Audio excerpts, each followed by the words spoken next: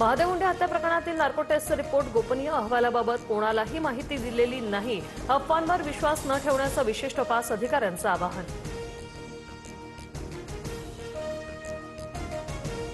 नितीश कुमारांच्या पुत्राची बिहारच्या राजकारणात एंट्री होण्याचे संकेत. निशांत कुमार आज जेडीयूमध्ये प्रवेश करणार, सूत्रांची माहिती. पुणे पालिका स्वीकृत नगरसेवक पदासाठी रस्सीखेच. भाजपला सर्वाधिक 7 तर राष्ट्रवादीला 2, काँग्रेसला 1 स्वीकृत नगरसेवक पद मिळणार. स्वीकृत नगरसेवक पदासाठी इच्छुकांची दिल्लीकडे धाव. उद्या नाव निश्चित होणार.